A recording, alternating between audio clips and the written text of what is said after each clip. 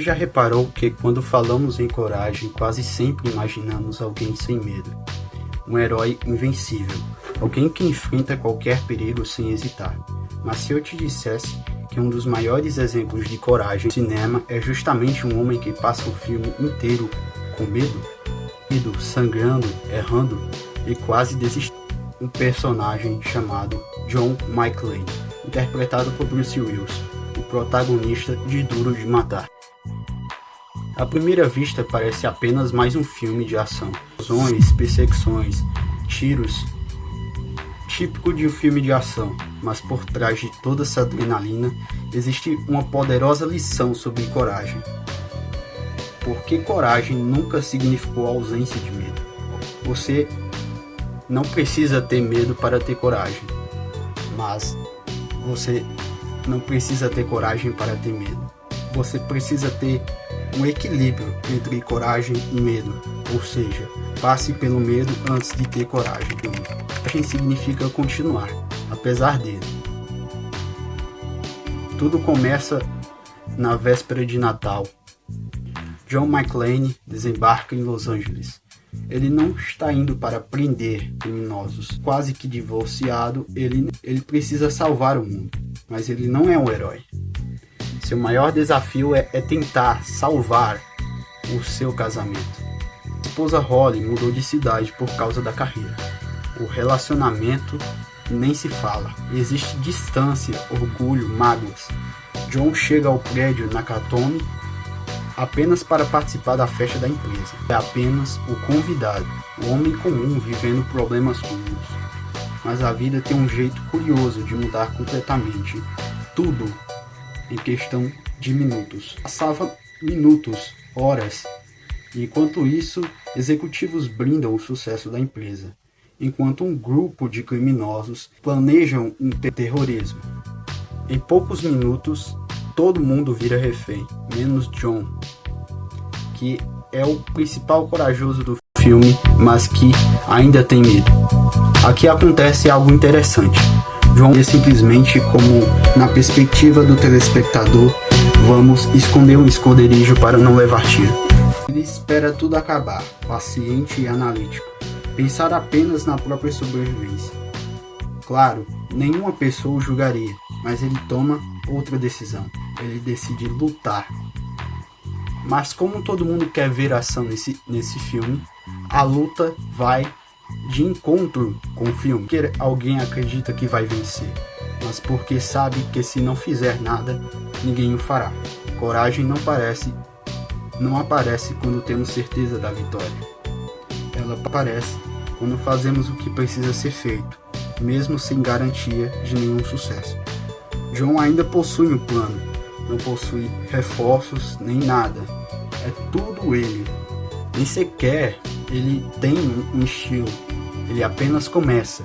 Durante o filme inteiro, John sente um medo absurdo. Como um bom analítico, ele sempre respira fundo antes de cada confronto, mas fica nervoso, comete erros, se machuca e perde todas as suas forças que poderia para acabar com o confronto. Essa é uma das cenas mais icônicas do filme. Parece que John entra em confronto consigo mesmo. Ainda tem um porém. Precisa atravessar um corredor cheio de cacos de vidro descalço.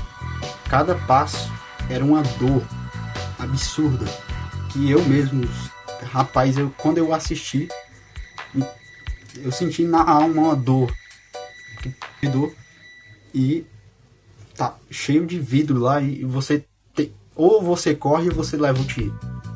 Então era isso que John enfrentava no filme. Os filmes normalmente mostram heróis indestrutíveis, tipo o Homem-Aranha, o Batman, o Superman. Esses caras são indestrutíveis, mas a proposta de Duro de Matar era exatamente o contrário. O tempo John passava e o tempo ia passando, John fica mais vulnerável e justamente por isso é o que torna ele mais humano e menos herói. O filme é por ação. A realidade desse filme não é o tiro, não é a ação dos tiros, não é a luta, o confronto em si, mas sim a dor de John de ou recuperar o casamento ou acabar com o terrorismo. Os dois problemas estavam na cabeça de John. Frase que resume todo o filme: John não vence porque é mais forte, ele vence porque continua, e mesmo com medo. Nesse mundo as pessoas vivem com medo. A ansiedade o provoca qualquer pessoa. Mas se você se colocar no protagonista de John, você vê que o medo ele é quase que um alicerce. Hans Gruber é mais inteligente. Os criminosos tinham as melhores armas, os mais numerosos.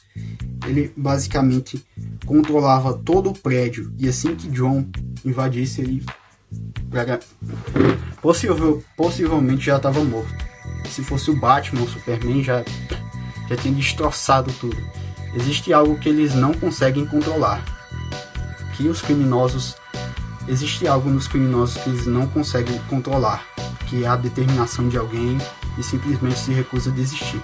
Sempre teremos os melhores recursos, nem sempre estaremos preparados, nem sempre teremos confiança, mas continuar caminhando pode ser o mais importante do que começar tudo perfeito.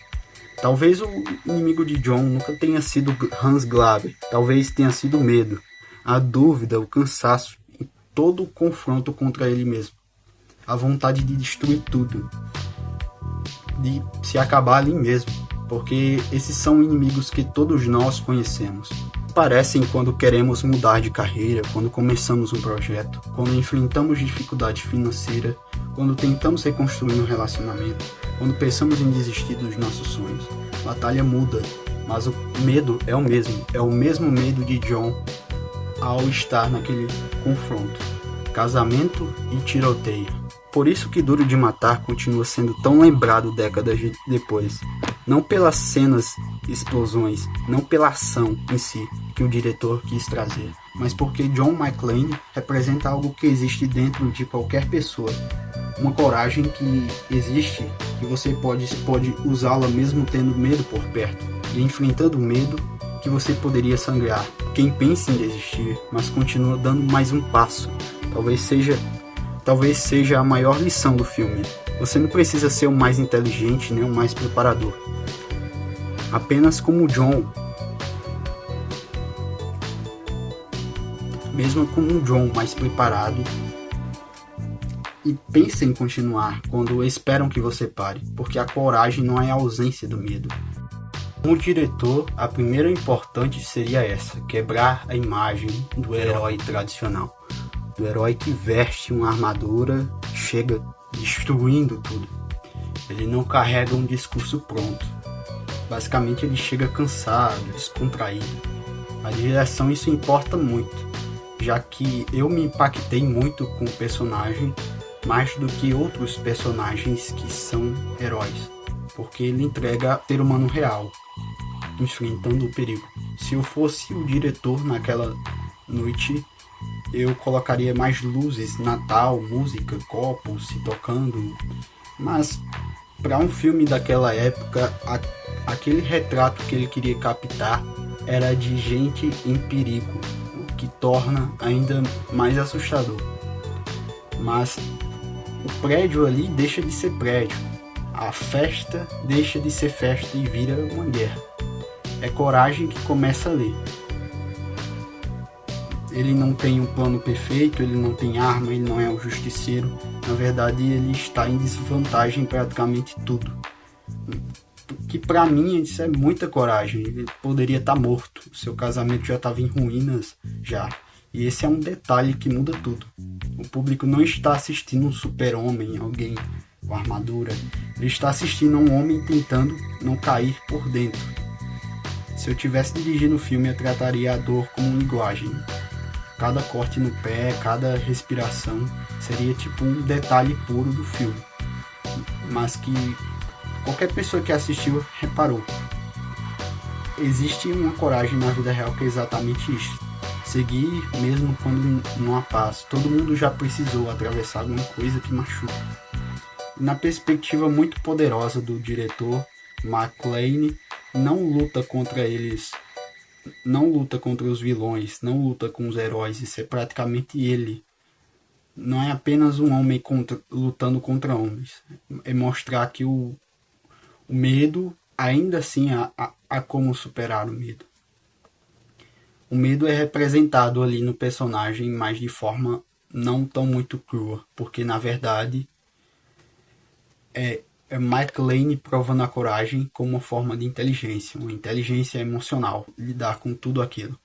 O policial de lado começa duvidando, escuta, observa e aos poucos passa a acreditar. Na direção eu filmaria esse processo de maneira sutil, mas tipo, o diretor quis trazer olhares e pausas ali. É típico do filme naquela época que passava Arnold Schwarzenegger, Sylvester Stallone, que na minha visão é a forma mais forte de coragem de cinema que pode mostrar, mas para aquela época se encaixa perfeito, porque na maioria das vezes talvez seja das décadas depois que foi lançado o filme, um filme que enfrenta uma noite difícil. A ação de câmeras lá usada no filme era basicamente por 4 ali, pegar ângulos que basicamente o personagem mostrasse dor, demonstrasse dor, e o que causa muito impacto nas pessoas. A tela preta, o som, o avião pousando, parece que o filme envelheceu bastante. Ou era aquilo que o diretor queria trazer. Um filme que se passa numa época tão remota, basta olhar um pouco mais de perto, que o diretor John Newman não queria apenas filmar um homem enfrentando criminosos. Ele queria responder a seguinte pergunta: como nasce a coragem?